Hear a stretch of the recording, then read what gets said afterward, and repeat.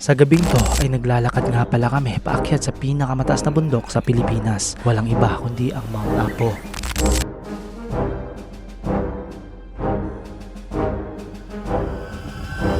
At sa pagkakataon na to ay day hike nga pala ang aming gagawin. Kaya mula Kidapawan City ay hapon na nga kami nakarating dito sa Kapatagan. Sa adventure na to ay hindi nga pala tayo nag-iisa. Sama nga pala natin dito ang Team Subida. Kaya kayo kung nagbabala kayong umakyat ng mga tapo, recommended ko talaga sa inyo ang Subida. Dahil sila na mismo ang mag-guide sa inyo, papakain at sigurado akong hindi talaga kayo pababayaan. Asa gini sir?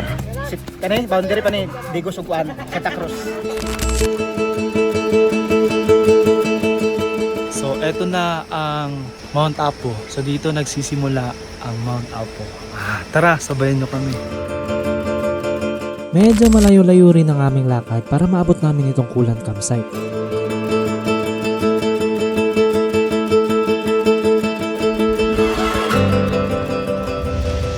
Dito nga pala kami sa Kulan campsite matutulog ngayon dahil bukas ay magsisimula na kami sa aming lakaran patungo sa Mount Apo. At yun nga ay parang napaaga nga talaga ang aming gising. Para kompleto ang ating gising, nagkape na nga pala ako. At dito ko na naisip na parang medyo malayo talaga ang aming lalakarin ngayon. Bukod sa napakaaga naming gising ngayon, ay nafe-feel ko talaga ang aura na talagang excited ang lahat. At nagsimula nga pala ang aming lakaran sa isang group prayer para maging safety ang aming lakad at walang mangyari sa aming team. Ngayon ay naglalakad na nga pala kami. Ito rin ang unang lakad namin dito. Hindi man ako kompleto pero I'm trying to keep up with them. So 45 minutes na ang nakalipas. Yun na nga, napipil na talaga ng aking katawan na talagang pagod na siya. Pero syempre gusto natin makita yung pinakamaganda at pinakamataas na bundok sa Pilipinas, ang Mount Apo. Tara, patuloy pa rin tayo. Sa loob ng isang oras na paglalakad ay narating nga namin ang Basakan E-Camp. At dito, napil talaga namin na medyo malayo na talaga ang aming nilakad, subalit malayo pa ang aming lalakarin. At ayun na nga, napasok nga sa isipan ko na hindi talaga madali ang pag-akyat ng Mount Apo at dapat kompleto talaga mga gamit mo dito. At kung mapapansin mo nga ay hindi nga talaga headlamp yung ginamit ko dito. Yung flashlight na gamit ko ay hiniram ko lang pala yan sa aking mama. At isa din sa mali na nagawa ko ay nagdala nga talaga ako ng bibigat na bag. At kahit ganun pa man ay patuloy pa rin kami sa aming paglalakad. At eto na nga ay nadaanan namin ang Bugaanan, The Big Rock at etong Tinikaran Campsite. Sa Tinikaran Campsite nga lang pala ang last stop para makapag-reload ka ng tubig na maiinom. Dahil kapag nalampasan mo to at wala kang dalang tubig ay kalbaryo talaga maaabutan mo dun sa taas.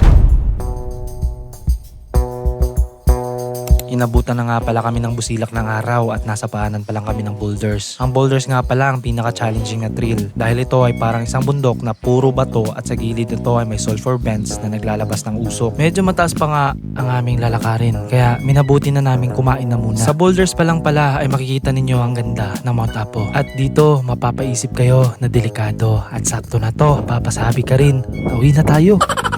Pero hindi pwede kasi malapit na lang talaga. Kunting push na lang talaga at mararating na namin ang tuktok. So yun guys, no? Akala namin malapit lang. Grabe naman tong ganito pala.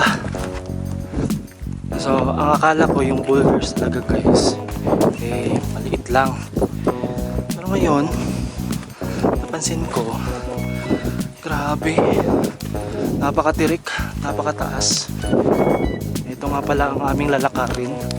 And anong oras na? I think almost 7, malapit na mag-alas 7 ng umaga. At ito, naglalakad pa rin kami dito sa mga batuhan na to. And sige lang, kung hanggang saan kaya namin ay we're going to push it. Hala, may pusa dito guys. Oh my god. Pagkatapos nga pala naming naakyat yung boulders, inakala ko talaga ay nasa Apo Summit na talaga kami. At yun nga pala ay meron nga pa pala kaming aakyating isang bundok. Pero dito pala ay meron na kayong makikitang magagandang tanawin. So hi guys, nahurunal day ko dre.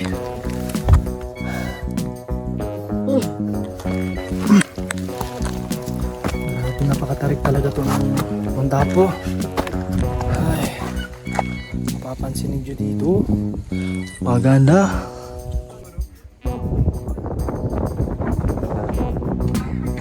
Ubus lakas talaga kung mapapansin niyo itong rock formation dyan sa likod. Napakaganda. At saka yon, kung makikita mo yan, yan yung tinatawag nating kapatagan. Kapatagan? Dul? Oh. Yan. Dito ay tanaw yung kapatagan. Ngayon, ang problema is kailangan namin umakyat doon para sa peak. So, kung mapapansin niyo, napakatarik talaga to. Pero sige lang, laban tayo.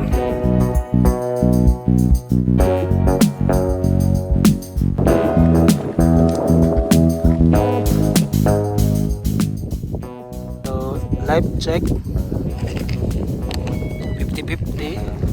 At sa wakas, narating ko na rin ang pinakamataas na bundok dito sa Pilipinas. At maraming salamat kay Kevin Documents sa pag-invite sa atin dito. At lalong-lalo na sa subida. At ako nga pala si Dabong. Maraming salamat nga pala sa mga nanood.